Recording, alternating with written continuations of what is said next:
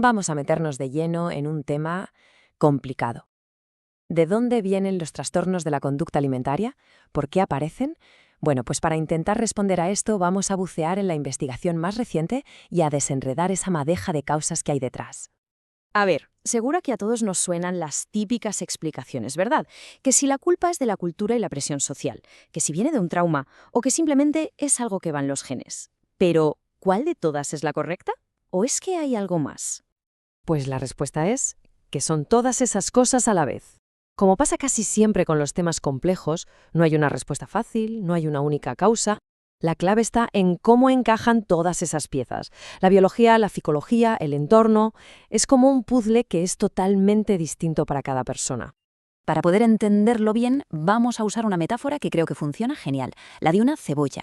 La idea es ir quitando capas, ¿vale? Empezaremos por fuera, por lo más superficial, y poco a poco iremos profundizando hasta llegar al mismísimo centro, al núcleo biológico, para ver qué hay en cada nivel. Vale, empezamos. Y antes de nada, un punto que es crucial. Los trastornos alimentarios no son una elección, no son un estilo de vida. Son, y esto es muy importante tenerlo claro, condiciones psiquiátricas serias, muy complejas. Y solo desde ahí, desde esa perspectiva, podemos empezar a entenderlos de verdad. Y ojo, que la ciencia en esto es tajante. Esta cita de Barakat y su equipo lo deja clarísimo. Hablan de un deterioro psicológico y físico significativo. Y lo que es más grave, de un riesgo mucho mayor de intentos de suicidio. Estamos hablando de algo realmente serio. Venga, pues vamos con la primera capa de esa cebolla, la de fuera. La más visible, la que seguramente todos tenemos en mente, las presiones sociales, el entorno, todo eso que nos rodea y que, queramos o no, moldea cómo vemos nuestro cuerpo y la comida. ¿Y aquí qué nos encontramos? Pues cosas que nos suenan a todos, ¿no? Por un lado, ese bombardeo constante en los medios con el ideal de delgadez, que es totalmente irreal. Luego están las redes sociales, claro, que son una máquina de comparación constante. También hay que pensar en entornos de muchísima presión, como ciertos deportes o profesiones. E incluso algo tan natural como la pubertad, con todos sus cambios, puede ser un factor de riesgo. Y para que se vea hasta qué punto un entorno puede influir, mirad este dato. Los bailarines profesionales tienen hasta 3 veces más riesgo de sufrir anorexia o trastornos similares que el resto de la población. 3 veces. Es una barbaridad y nos enseña cómo un ambiente muy concreto puede ser un disparador potentísimo. Claro, aquí llega la pregunta del millón, ¿no? Si casi todo el mundo está expuesto a esta presión social, ¿por qué no todo el mundo desarrolla un trastorno alimentario? Esta es la clave. Evidentemente, la presión social no lo es todo. Hay que ir más adentro. Y con esa pregunta en mente, pasamos a la siguiente capa, la capa intermedia. Aquí ya no hablamos del entorno, sino de lo que pasa dentro de cada persona. Su historia, su psicología, todo aquello que nos hace únicos y también más o menos vulnerables. Aquí entramos en un terreno muy personal. Hablamos de cosas duras, como haber sufrido abusos o traumas en la infancia, o de algo que puede parecer menos grave, pero que deja mucha huella, como las burlas en casa sobre el peso. También influye en la falta de cariño o de conexión emocional con los padres. Y por supuesto, si ya existen otros problemas de salud mental, como ansiedad o depresión, o incluso ciertos rasgos de personalidad muy marcados. Y ojo con esto, porque la relación entre la ansiedad en la infancia y estos trastornos es muy, muy fuerte. Se ha visto una y otra vez que, por ejemplo, el TOC, el trastorno obsesivo-compulsivo, suele aparecer antes que el trastorno alimentario. Es como si preparara el terreno, por así decirlo, para esos comportamientos de control y restricción con la comida.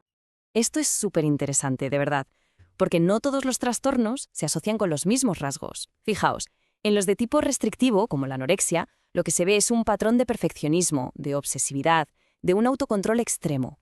En cambio, en los que implican atracones y purgas, como la bulimia, lo que predomina es justo lo contrario, la impulsividad, la dificultad para manejar las emociones, esa urgencia por actuar sin pensar. Bueno, pues ya hemos pelado 2 capas. Vamos a la última, al núcleo, al corazón de la cebolla.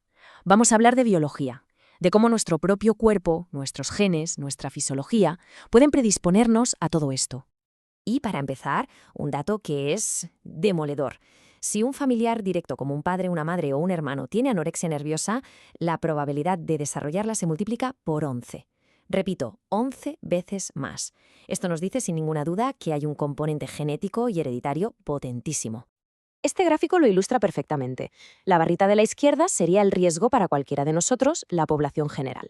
La de la derecha, es el riesgo si tienes ese familiar de primer grado. La diferencia es que es abismal. Verlo así ayuda a entender la magnitud del factor genético, ¿verdad? Y aquí viene una idea que puede cambiar un poco la perspectiva. Siempre pensamos que la anorexia causa un peso bajo, y es cierto, pero la genética está sugiriendo que podría ser también al revés. O sea que tener genes que te predisponen a ser una persona muy delgada, con un índice de masa corporal bajo de por sí, podría aumentar el riesgo de acabar desarrollando anorexia. La relación va en los dos sentidos, es bidireccional. Pero la biología no son solo los genes, ¿eh? Hay un campo de investigación ahora mismo que es alucinante: la microbiota intestinal, o sea, los bichitos que tenemos en el intestino.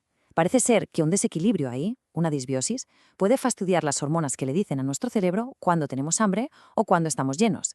Es una vía de investigación totalmente nueva y prometedora. Y otro vínculo biológico que a mí me dejó, bastante sorprendido. Tener una enfermedad autoinmune aumenta un 73% las probabilidades de desarrollar bulimia nerviosa. Un 73%. Esto significa que nuestro sistema inmunitario está conectado con nuestra salud mental, de formas que apenas empezamos a rascar. Muy bien, hemos visto las tres capas: la social, la psicológica y la biológica. Pero ahora viene lo más importante de todo, que es juntarlas. Porque el secreto, la clave de todo esto, es que ninguna de estas capas funciona por su cuenta. Vamos a resumirlo. Tenemos la capa de fuera, la social, que es la que pone el escenario, la presión. Luego, la capa intermedia, la psicológica, que nos hace más o menos vulnerables a esa presión. Y por último, en el centro, la biología, la genética, que es como la predisposición de base. Una capa se apoya en la otra, y la combinación de las tres es lo que crea el perfil de riesgo de cada persona. Y aquí está la idea principal, el gran titular de todo esto. No son los genes, ni es la cultura, ni es un trauma, no es ninguna de esas cosas por sí sola. Es la interacción, esa mezcla, esa tormenta perfecta donde se juntan la biología, la psicología y el entorno. Eso es lo que de verdad explica por qué se desarrolla un trastorno alimentario. Y terminamos con una última reflexión. Si ya sabemos que todo es una combinación de genes, de vivencias y de la sociedad en la que vivimos, entonces la pregunta es: ¿dónde y cómo empieza la historia particular de cada persona? Es una forma de recordar que al final, detrás de la ciencia, de los datos y de las etiquetas diagnósticas, lo que hay no es una fórmula, sino una historia única y profundamente humana.